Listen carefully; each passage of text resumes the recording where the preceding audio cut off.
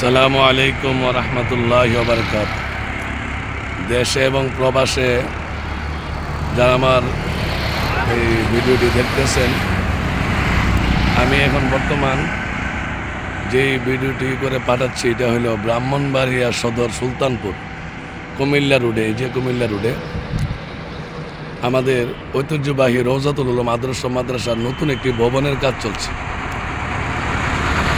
এই মাদ্রাসাটি স্থাপিত হয় 2001 সালে।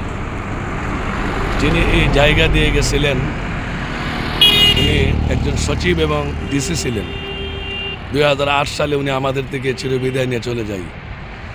আজ ওনার রেখে যাওয়া এই জায়গা মাদ্রাসাটি চলতেছে। এই যে পুরাতন ভবনে আমরা কষ্ট করে চালাচ্ছি, জায়গা হয় না ছাত্র। আমাদের জরুরি হয়ে গেছে বিল্ডিং করা।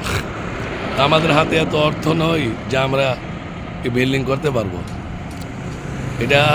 এই বিল্ডিংটি প্রায় 85 ফিট লম্বা, 33 ফিট পাশ। বিল্ডিংটি একতলা পর্যন্ত করতে আমাদের কোটি টাকা প্রয়োজন। আমাদের দ্বারা সম্ভব নয়।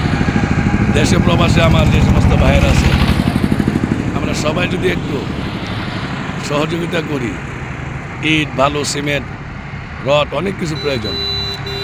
সকলের কাছে উদাত্ত আহ্বান, আমরা এই দিনই কাজে একটু অংশগ্রহণ করি।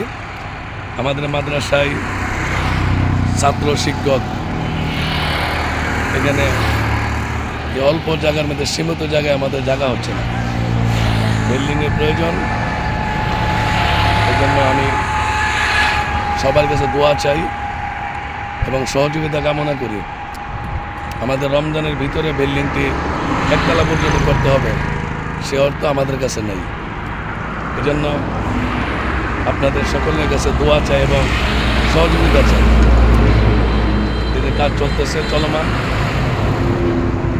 এই মাদ্রাসায় যিনি মুহতামিম প্রিন্সিপাল, ব্রাহ্মণবাড়িয়া জামে নূসিয়ার প্রধান মুফতি আল্লামা মোহসিনুল করিম সাহেব হাফিজাউল্লাহ। আমি অদম গুনাহগার, প্রায় 18-19 বছর যাবত এখানে আছি। আলহামদুলিল্লাহ আমাদের জায়গা আলহামদুলিল্লাহ যথেষ্ট যতটুকু আছে, কিন্তু আমাদের বিল্ডিং নেই।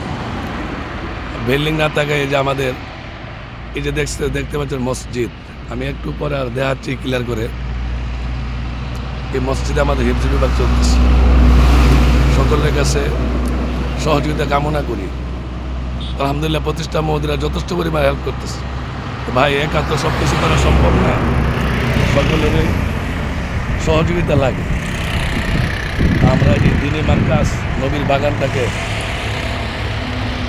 করার জন্য আমরা সকলে একটু এগিয়ে আসি। সবার কাছে দোয়া করি আল্লাহ তাআলা যেন আমাদের এই পরিপূর্ণ কাজটি করতে পারি। সবার কাছে দোয়া চাই।